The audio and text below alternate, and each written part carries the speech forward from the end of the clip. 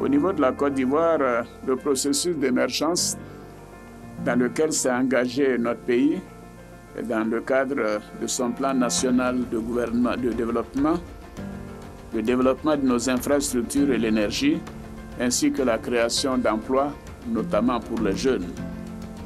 Il faut une Afrique dont l'économie dépend beaucoup plus, de ses produits industriels ou transformés et de ses services modernes, une Afrique où affluent les investisseurs, car trouvant sur place des infrastructures de qualité, des populations bien formées, en bonne santé et vivant en paix.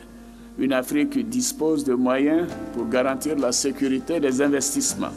C'est surtout cette conviction que je voudrais partager avec vous, car je suis convaincu qu'elle s'inscrit dans la droite ligne de notre volonté commune, celle de voir le continent africain émerger rapidement et prendre la place qui est la sienne dans le monde de 2060. Dans le cadre de la modernisation des systèmes de transport routier, et tenant compte de sa volonté de diversification de l'économie nationale par l'industrialisation, le gouvernement a conclu plusieurs accords dans le secteur de l'industrie automobile, notamment avec les entreprises Toyota, Renault et Iveco. Cette dernière s'étant engagée à accompagner la reprise des activités de Sotra Industries par la réalisation d'une unité d'assemblage de véhicules utilitaires de type minibus, assurant principalement le transport de personnes en Côte d'Ivoire, transport urbain appelé communément Baka et interurbain dit Massa, et en Afrique en général. Les discussions ont abouti à la réalisation complète de la première unité d'assemblage automobile avec Iveco. À ce jour, la chaîne d'assemblage est totalement opérationnelle. Le personnel cadre, ingénieur et ouvrier a été formé malgré les restrictions de déplacements internationaux du fait de la Covid-19. Et la production des premiers véhicules est effective. En effet, 60 minibus ont été entièrement montés sous la forme CKD ou Completely Knocked Down, car le véhicule est monté intégralement. Plus spécifiquement, le projet contribuera à créer de nombreux emplois dans les secteurs innovants au bénéfice des jeunes citadins. Il contribuera à accélérer le rajeunissement du parc automobile et permettra ainsi d'améliorer la qualité du transport de passagers, d'améliorer la sécurité routière de notre pays, de renforcer la reprise des activités d'assemblage par la Sotra, contribuant ainsi à la diversification des activités de cette entreprise nationale et augmenter les revenus propres.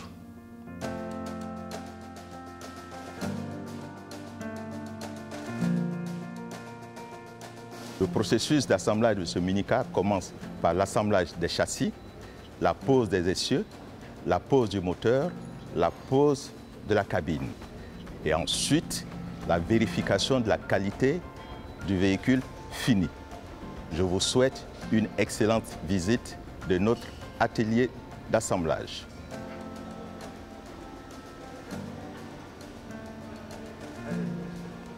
Nous avons différents postes de travail, 11 stations. Alors, nous commençons par la première station, qui est le premier poste de travail, où nous avons l'assemblage du châssis et la pose des câbles électriques. Également, nous posons à ce niveau l'essieu avant. Après la pose de ces premiers éléments, nous passons au deuxième poste de travail. Nous allons compléter le châssis avec l'essieu arrière et d'autres éléments accessoires, tels que les supports d'amortisseurs et tout autre élément et toute autre tuyauterie. Alors, nous allons resserrer et contrôler ce qui a été fait à l'étape précédente également par un contrôleur de production. Et après avoir fini avec les deux châssis à ce niveau, nous passons au troisième poste. Nous avons un dispositif qui est un dispositif de retournement. Parce que quand on a fini d'habiller le châssis dans sa position inversée, Dans cette position, vous voyez bien que nous avons posé la transmission, les pots d'échappement et les roues également, ce qui nous permet de pouvoir retourner le châssis et le poser sur les roues. C'est cette étape qui est en cours actuellement. Après le retournement et la pose du châssis équipé de roues, nous passons à l'étape numéro 4 où le châssis va recevoir le groupe moteur et boîte. Nous posons également le radiateur et le resserrage et le contrôle de certains éléments est aussi effectué à cet endroit. Nous sommes à une étape cruciale où le véhicule prendra corps. La cabine est transportée par un équipement spécifique et sera ajustée de manière très précise à l'endroit indiqué. Donc c'est une partie très délicate qui demande un soin particulier.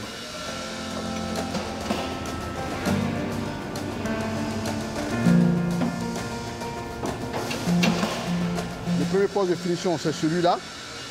À cette étape, la cabine qui a déjà été posée, arrivée ici, nous allons continuer de poser les accessoires, c'est-à-dire les rétroviseurs, les amortisseurs. Nous allons également faire des remplissages. Ici, c'est le remplissage du circuit de freinage qui se fait sous pression avec un équipement spécifique.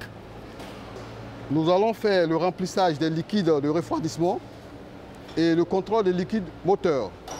Après cette étape, nous passons à l'étape numéro 7 qui consiste à élever le véhicule et à contrôler les différentes fuites possibles après le remplissage liquide. Et quand on est sûr qu'il n'y a plus de fuite, en ce moment, le véhicule va passer à l'étape numéro 8 où nous allons faire un contrôle au niveau du parallélisme et les alignements. Et également, à cette étape, nous allons faire la programmation du véhicule dans la base des données de notre partenaire Iveco. Et le véhicule donc va naître dans cette base des données après la construction mécanique.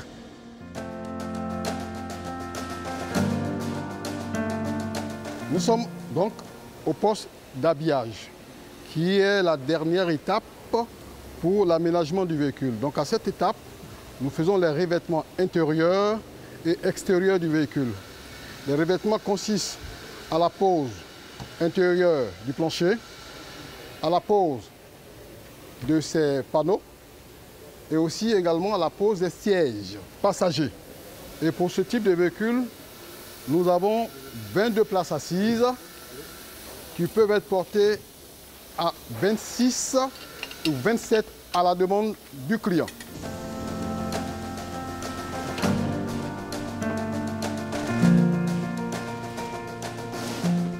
Après donc cette étape d'habillage du véhicule, nous allons procéder à plusieurs contrôles finaux.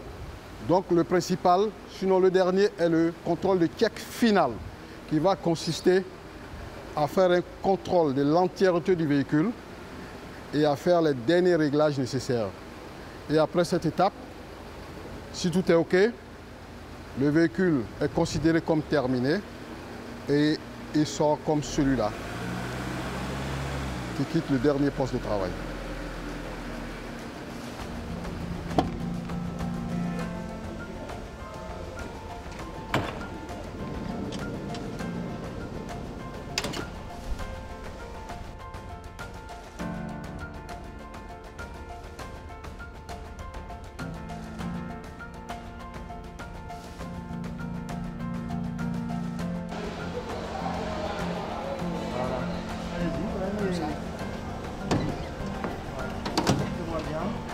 Vous pouvez sortir du champ, voilà.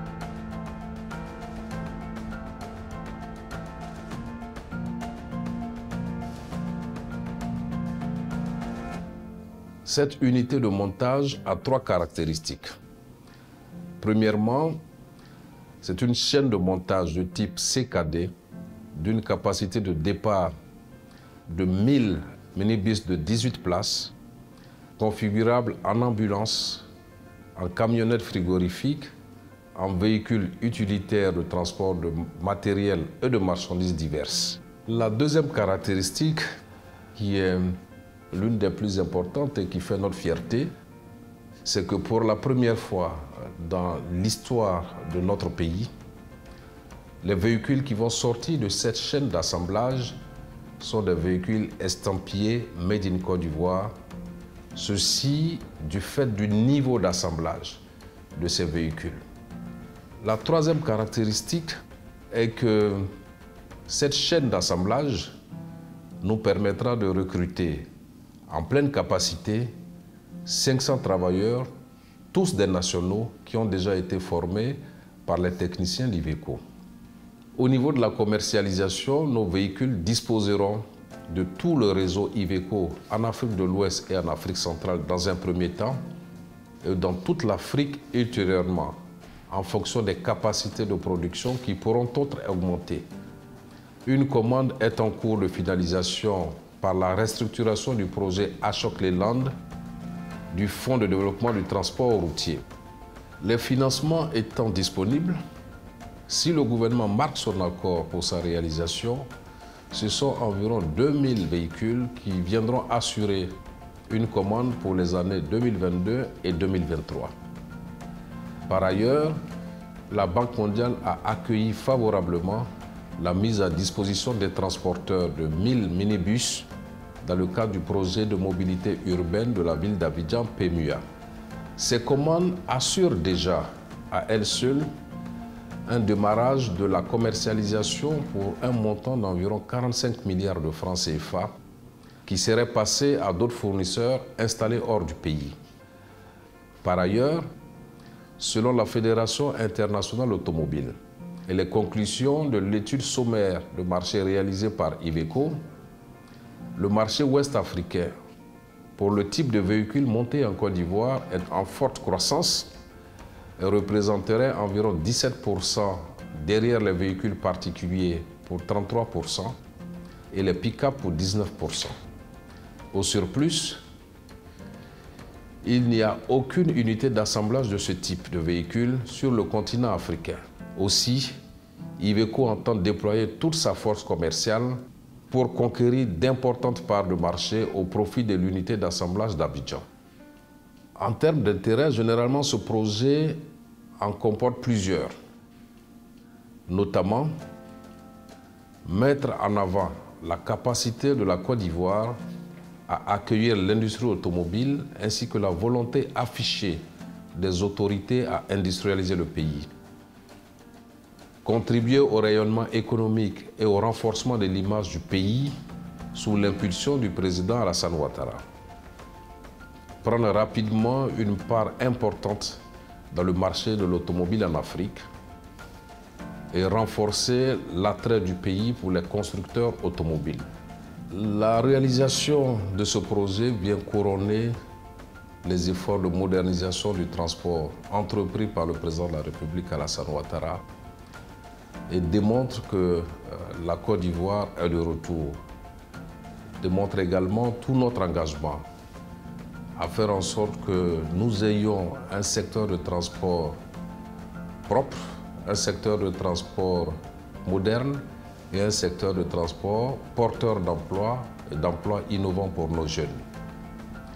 La Sotra ouvre donc une perspective intéressante en ce qui concerne l'industrie automobile et nous sommes sûrs qu'avec le lancement et la présentation de cette chaîne d'assemblage et du véhicule produit, s'ouvre pour notre pays une ère nouvelle dans l'industrie automobile et que le pays va attirer davantage de constructeurs.